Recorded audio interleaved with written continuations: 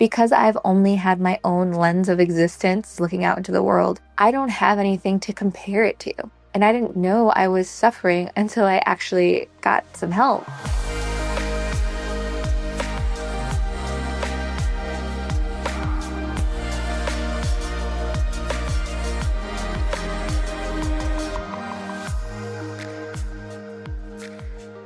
Welcome back to On the Horizon. This is Melrose Michaels. I am your host, and I'm here to share what's worked for me in building my adult creator business to try to make building yours just a little bit easier. Let's get into today's episode. Have you ever felt like your brain just will not let you get things done, even when you know you want to? Maybe you start your morning feeling overwhelmed before your feet even hit the floor, or you've caught yourself calling it laziness, just beating yourself up for not being as productive as you think you should be. Well, what if I told you it might be something more? And that there are strategies, real, tactical, practical strategies that can help you break through the mental fog. Because today we are going to get into the topic that is wildly under-discussed in the adult creator space: thriving as an adult content creator with ADHD, or as many of us like to call it, being neurospicy. Whether you've been diagnosed or just suspect that you're wired a little bit differently, I'm going to share my own personal journey, real talk about the emotional roller coaster, and the exact hacks and habits that turned everything around for me. Stick around to the end because later in the episode, I'll reveal one of the biggest game changers that made me rethink how I structure my entire work week, and it's probably not what you've heard before. So if you're listening, grab your coffee, your vape, or just whatever helps your brain fire on all cylinders, and we'll jump right into it. So the first thing is that for the longest time, I didn't have words for what I was experiencing. Like so many other women, ADHD didn't show up as the bouncing off the walls hyperactivity. Instead, it was all happening inside my head. So racing thoughts, constant self-judgment, and this exhausting loop of hyperfixation, especially on the things that were super stressful or negative. For me, I've actually not had much trouble focusing ever. I've actually had this superpower, or so I thought, up until now in my life, where I could tunnel vision in on a topic or a task and not come up for air until completion, even if that took days or weeks. I was extremely focused. So when people spoke to me in the past about ADHD or ADD, I kind of couldn't relate, or so I thought, because the way I was experiencing the symptoms are so dramatically different than the way I've often heard people talk about them. So if you relate to that statement or some of the previous ones, you're not alone. Women especially often experience ADHD as that invisible storm in your mind. And for years, I thought that I was just battling anxiety, and I've been diagnosed with an anxiety disorder.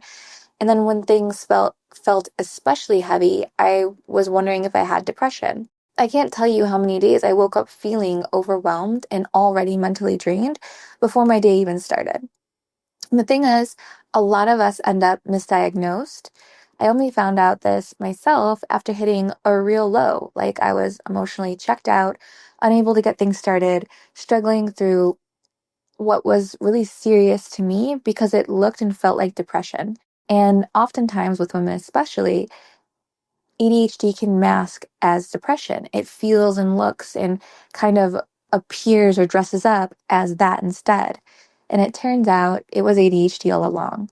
So once I got diagnosed, I actually had gone into my doctor's office, basically saying, I think I have depression and I think I need help with it because I'm not functioning the way I normally function in my life and in my work. And when I was discussing the symptoms with my doctor, the thing that came to her mind was, for me, it sounds like this might be something else. And she took me through all of the questions and we did all of the kind of diagnostic exam. And that's when I got my diagnosis. I only found out after it had been so much suffering for so long. And then once diagnosed, everything kind of clicked into place. The paralysis, sensitivity to rejection, the masking, the anxiety loops, and then the draining cycles of hyperproductivity and hyperfocus, and then, of course, burnout. So what does ADHD really look like behind the scenes for someone creating online for a living? And I want to kind of break down what comes up for me when I think about this. And the first part is procrastination or paralysis. So getting started on the hardest task or getting started on any task even, the getting started is the hardest part. Sometimes it's like you physically can't move forward even when the tasks are really simple. This was a red flag for me because I'm very organized and I consider myself fairly disciplined, but I noticed that for what seemed like weeks or months, I was just dragging my task from one day to the next day to the next day, never actually checking it off. And that is a key indicator of, procrastination or paralysis. The next one is rejection sensitivity. So, this constant need to mask or kind of chameleon yourself to fit in to avoid any hint or sense of rejection from others. I kind of woke up in my mid 30s and it felt like I had no idea who I was. I feel like I've led a life of a perfectionist. And when I say perfectionist, I don't just mean how I try to do things in my business or how I try to, curate my content or even just like post with a filter. Like, I mean perfection in terms of whatever someone's idea based on the things they describe to me about themselves or about their feelings, thoughts, beliefs, values, whatever those things they held highly, I tried to perfect or like fit into the perfect projection of what they wanted of me or what they expected of me. And I didn't have names for it at the time because I wasn't diagnosed and I didn't know I was struggling with this. But going your whole life like this, what ends up happening is you don't know who you are because you've been so many different variations of yourself for so many different people because you want them to like you and you want them to care about you and you want to fit in. So the rejection sensitivity results in the masking, and that really hit me with kind of almost an identity crisis. And when I was trying to find myself through that identity crisis, all roads eventually led me here. The next one is mood swings or anxiety. These can obviously come and go, of course, and also they can come and go inside a single day. I struggled with anxiety a lot in terms of that loop playing in my head, and I didn't realize that was from fixation and hyperfixation. I just thought I couldn't let go of this fear I held, or I couldn't let go of this sad emotion I held, or whatever, but I never understood it's the I couldn't let go part, the hyperfixation part, that was actually causing me suffering. The next thing is that's a solid, indicator, especially for content creators online, is low self-esteem. There's always this voice inside your head that, is telling you you're just lazy. You're not good enough or what you're creating isn't good enough. And I understand a lot of people struggle with imposter syndrome and low self-esteem in a world that only shows you the highlights online. But this can certainly be amplified when you pair it with rejection sensitivity and with being very vulnerable and trying to be authentic online when that can be very scary. Then you have that perfectionist tendency and overachievement, hyper focusing on tiny details, doing too much of that hyper focusing. It's almost being used as a way to cope because if you can fixate on perfecting these teeny tiny details, you don't actually have to start the next task. And it's really a hindrance after some time.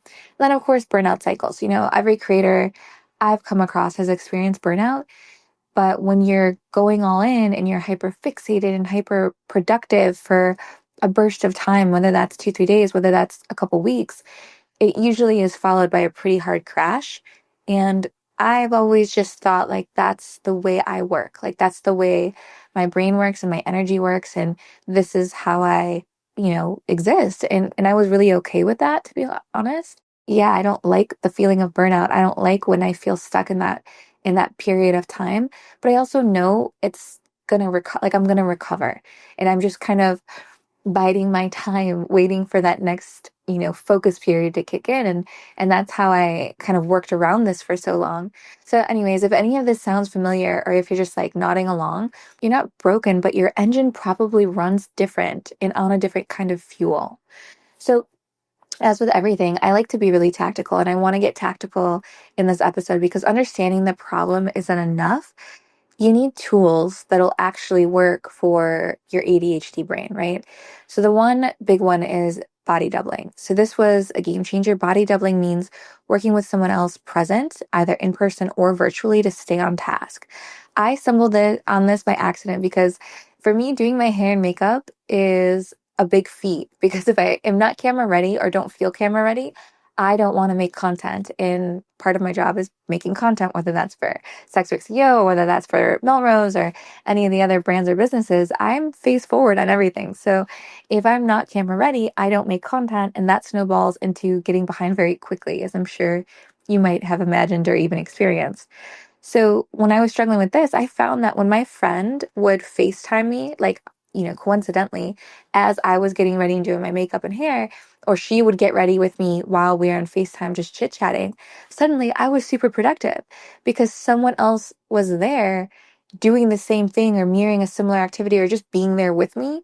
And for some reason, that kept my brain moving forward through the task. That's how I discovered it, but there's other ways to utilize this. So if you don't have a buddy to call, there's other things you can do. You can hop on a Zoom or FaceTime with a friend like I did and work on tasks. Even if just having someone else in the room is helpful, you can do it on mute completely.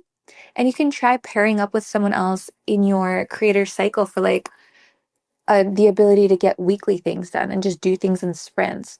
And by the way, if you're looking for just the perfect space to do this or try this, we host daily virtual co-working sessions inside the CEO Society. So that's our private creator community we always talk about. And you can body double with other motivated creators. You could be editing content or just knock out admin tasks like scheduling posts, whatever.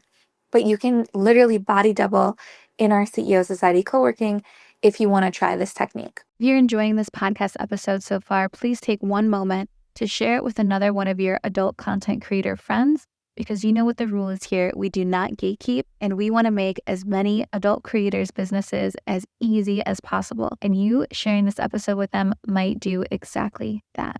Thanks so much in advance. The second technique is the Pomodoro method, which we've talked about in the past, and batching. It's funny because so many of these techniques I've talked about in the past, and I didn't know that they were useful for me because of my ADHD, because I didn't know I had it. But Pomodoro method is a classic. You've probably heard about this. The formula is focusing for 25 minutes and then taking a break for 5 and then repeating this. So you'd repeat it 3 or 4 times, and you'll just be shocked by how much you're able to accomplish when you do this. I personally use a physical kitchen timer because the ticking sound in the background, it's kind of like an audible cue to help me stay anchored and focused. And I also started trying to treat each palm kind of like a game. So like each little segment of 25-hour focused minutes, the palm, I would try to like race myself to finish a task or finish a set of tasks before that timer would run out after the 25 minutes. This was really useful. It keeps you moving forward. The audible noise of the ticking timer for me keeps me on task and reminded I'm supposed to be focused on something right now and doesn't let my brain so easily get away from me. And if you haven't tried this, I highly suggest it.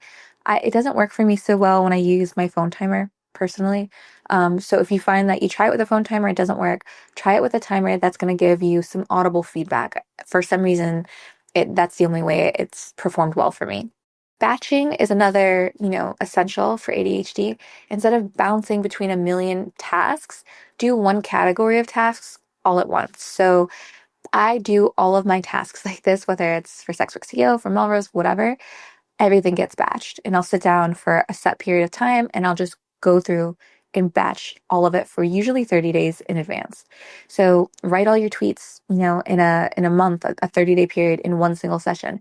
Schedule out DM replies or, do a full day of shooting content, batch shoot all your content, save another day to batch edit all your content. This reduces just decision fatigue for one, and then the slow and tedious kind of hurdle that is task switching for people with ADHD brains. And for some reason, going back and forth between different kinds of tasks, I cannot do that smoothly or effectively because it takes my brain such a long time to get into a focused mode of execution that if I'm constantly having to switch back and forth between different types of tasks, a lot less gets accomplished and a lot less gets done. The next tip is time blocking. So I have tried time blocking in days, and I do time block in days, but I also do so in weeks. So you probably heard about time blocking your day before, setting aside certain chunks for certain kinds of focused work, whether that's admin work, whether that's, uploading content, scheduling content, whether that's editing content, whatever your time blocks are. But the secret that I've discovered only in like the last 6 months, I would say, is that now I'll time block in weeks as well.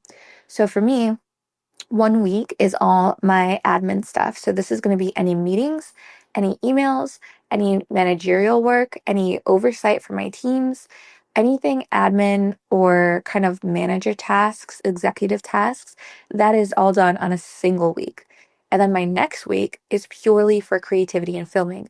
So that's going to be any content creation. I'm filming full length videos. I'm filming sexting sets. I'm thinking of social media content. I'm building those little funnels to get social people to subscribe.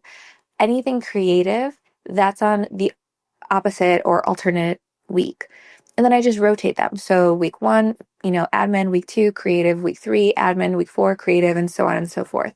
And reducing my meeting frequencies every other week has also radically freed up a lot of time and creative, capacity, because I cannot create content if I have to stop and take a meeting. It throws off everything. I can't task switch, as we talked about. So being able to mentally compartmentalize the types of work into themed weeks around that work and time blocking each themed week for that specific kind of work, that has helped me avoid burnout like crazy. And also I found I really enjoy just the process better. Like I know what to expect from each week. I know next week's going to be a creative week. I probably want to get my spray tan done or my nails done or whatever I'm going to need to be film camera ready, versus on an admin week, like I don't need any of that stuff. And I can just lock in and prepare to be, sequestered to my office for the week. And that's okay. And I like having that expectation and being able to set it and go into it with such. The other practical, tangible tip for me is environmental cues. So triggering what mode you need to be in, your environment can make or break your productivity. So creating some kind of work cues will train your brain. So putting on work shoes, even if they're just sneakers that are for inside the house, signals to me to be up on my feet. So if I'm in a creative week, I have inside shoes that I'll wear in my house. So like I'll look silly. I'll be like in lingerie filming whatever. And then between filming, when I stop recording, I'll put on my gym shoes for inside my house because it keeps me in motion. There's some psychological trigger of an environmental cue that having gym shoes on means you are active. So for me, I have inside shoes for my house, and whenever I have those on, I know I'm not sitting for long, and my brain perceives it as such and helps me with momentum to stay in motion. If you have the ability to work in only dedicated spaces, that's also really useful. I have an office for my admin tasks, admin week. I am sitting at a desk. You've all seen the room. It's in all of our course videos. And then alternatively, I have my guest room where I'm shooting content right now. So my guest room, if I'm in there, that signals I'm here to film. I'm here to get to business. I'm going to click record and I'm going to get to work. So any kind of thing you have environmentally that you want to set up that can trigger what mode you're supposed to be in and start to build that pathway in your brain can be really useful. When I'm in my office, when I go into, work admin mode, I turn on the neon light behind my desk in my office. And that is my signal, like I am clocking into office time right now. I am sitting down at my desk to do admin work. And you'd be surprised, like how powerful these kind of subconscious triggers can be, especially for neurodiverse minds.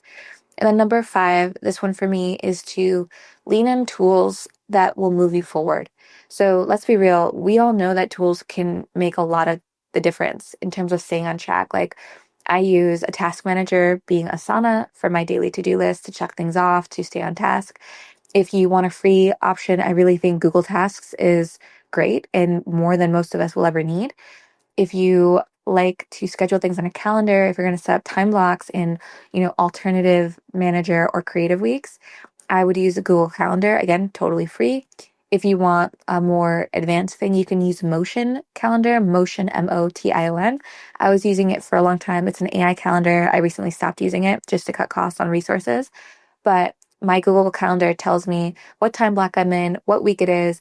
And again, it's a tool that helps me to move forward consistently. Using a note-taking plugin is really useful. I take a lot of meetings. The average creator probably doesn't have this problem.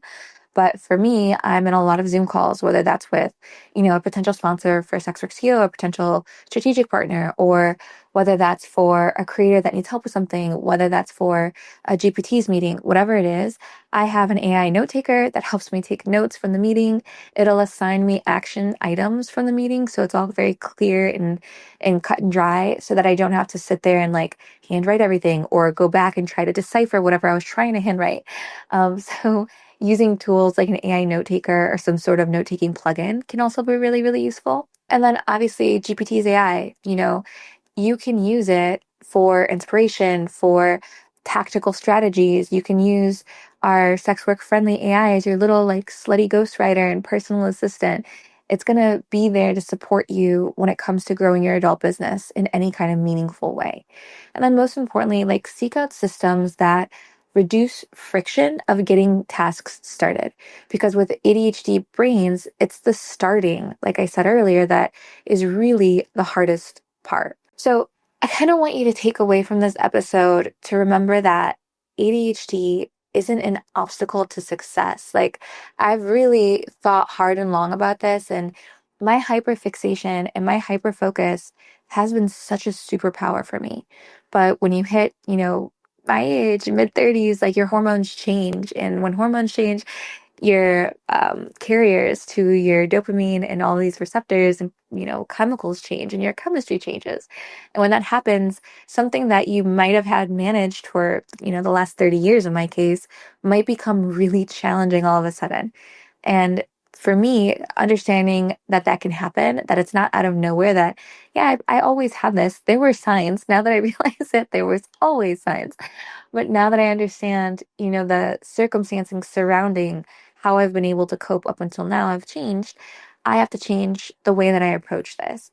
And as kind of my doctor had put it, it's working with a different kind of engine. And if you find the right hacks, your brain really becomes an asset, incredible for creativity and for momentum and for truly thinking outside the box. And if any of these tips land with you, please don't hesitate to hit me up on socials with your own hacks, especially if you're neurospicy in additional ways or other ways, and lend your own advice from your own lens.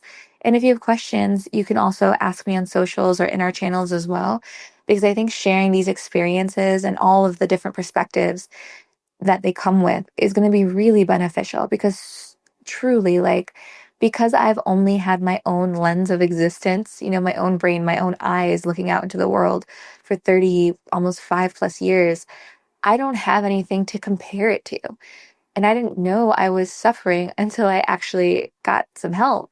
So for me, I just thought this is normal and I'm just lazy and I'm, not focused and not being disciplined. And I don't understand how this is all happening all of a sudden because I've never had real challenges with that. If anything, I've been too focused and too locked in at times, neglecting other areas or aspects of my life.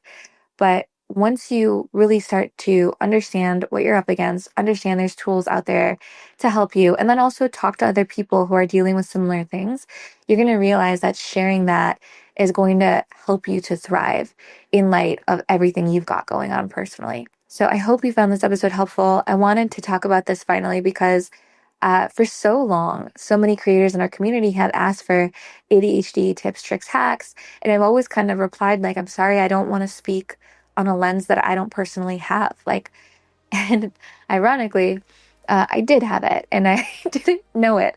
So now that I do, I want to speak on at least my own experience and how I've started to manage some of these things and the approaches that I am using in case that helps anyone else that's listening in. So thank you guys for listening, CEO Squad. I hope you got value out of this episode. Be kind to yourself, please. I beg of you. And keep creating in the meantime. I'll see you in the next one. Thanks for listening. It would be absolutely incredible if you rated this podcast 5 stars and left a little review. We want to get this podcast to as many adult creators as possible, and you taking a second to leave a couple stars and a review really helps us do that. Thanks so much.